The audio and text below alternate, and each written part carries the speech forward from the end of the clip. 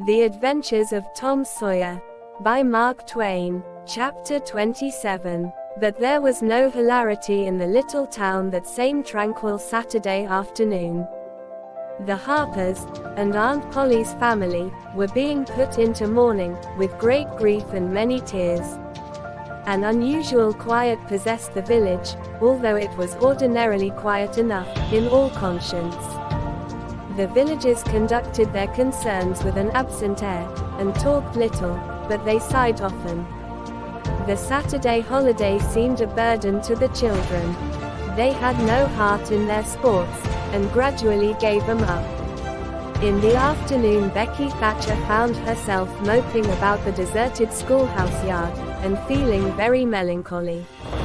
But she found nothing there to comfort her. She soliloquized, "Oh, if I only had a brass andiron knob again.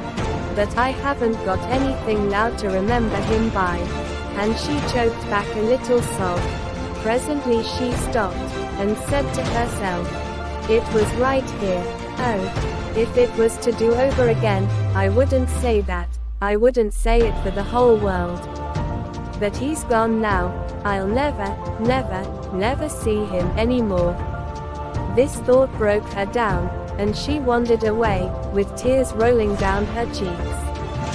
Then quite a group of boys and girls, playmates of Tom's and Joe's, came by, and stood looking over the paling fence and talking in reverent tones of how Tom did so and so the last time they saw him, and how Joe said this and that small trifle, pregnant with awful prophecy, as they could easily see now, and each speaker pointed out the exact spot where the lost lad stood at the time, and then added something like, "And I was standing just so. Just as I am now, and as if you was him. I was as close as that." And he smiled, "Just this way," and then something seemed to go all over me, like, awful, you know, and I never thought what it meant, of course, but I can see now. Then there was a dispute about who saw the dead boys last in life, and many claimed the dismal distinction, and offered evidences, more or less tampered with by the witness, and when it was ultimately decided who did see the departed last, and exchanged the last words with them, the lucky parties took upon themselves a sort of sacred importance, and were gaped at and envied by all the rest. One poor chap, who had no other grandeur to offer, said with tolerably manifest pride in the remembrance, "Well, Tom Sawyer he licked me once. But that bid for glory was a failure." Most of the boys could say that, and so that cheapened the distinction too much. The group loitered away, still recalling memories of the lost heroes, in awed voices. When the Sunday school hour was finished, the next morning, the bell began to toll, instead of ringing in the usual way. It was a very still Sabbath, and the mournful sound seemed in keeping with the musing hush that lay upon nature. The villagers began to gather, loitering a moment in the vestibule to converse in whispers about the sad event. But there was no whispering in the house, only the funereal rustling of dresses as the women gathered to their seats disturbed the silence there. None could remember when the little church had been so full before.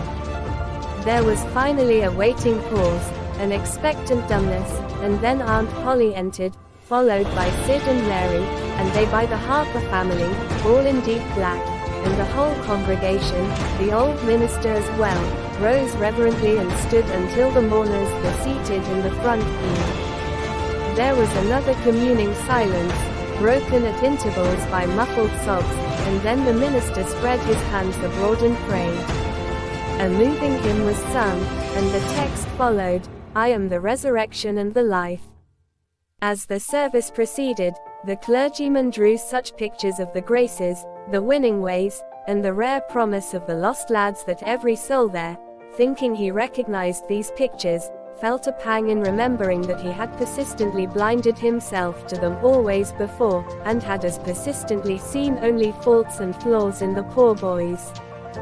The minister related many a touching incident in the lives of the departed, too, which illustrated their sweet, generous natures, and the people could easily see, now, how noble and beautiful those episodes were, and remembered with grief that at the time they occurred they had seen rank rascalities, well deserving of the cowhide. The congregation became more and more moved, as the pathetic tale went on, till at last the whole company broke down and joined the weeping mourners in a chorus of anguished sobs, the preacher himself giving way to his feelings, and crying in the pulpit. There was a rustle in the gallery, which nobody noticed. A moment later the church door creaked. The minister raised his streaming eyes above his handkerchief, and stood transfixed. First one and then another pair of eyes followed the minister's, and then almost with one impulse the congregation rose and stared while the three dead boys came marching up the aisle, Tom in the lead, Joe next, and Huck, a ruin of drooping rags, sneaking sheepishly in the rear. They had been hid in the unused gallery listening to their own funeral sermon. Aunt Polly, Mary, and the Harpers threw themselves upon their restored ones, smothered them with kisses and poured out thanksgivings, while poor Huck stood abashed and uncomfortable, not knowing exactly what to do or where to hide from so many unwelcoming eyes. He wavered, and started to slink away, but Tom seized him and said, "Aunt Polly, it ain't fair. Somebody's got to be glad to see Huck. And so they shall. I'm glad to see him, poor motherless thing." And the loving attentions Aunt Polly lavished upon him were the one thing capable of making him more uncomfortable than he was before. Suddenly the minister shouted at the top of his voice, "Praise God from whom all blessings flow, sing, and put your hearts in it." And they did. Old Hundred swelled up with a triumphant burst, and while it shook the rafters Tom Sawyer the pirate looked around upon the envying juveniles about him and confessed in his heart that this was the proudest moment of his life. As the sold congregation trooped out they said they would almost be willing to be made ridiculous again to hear Old Hundred sung like that once more.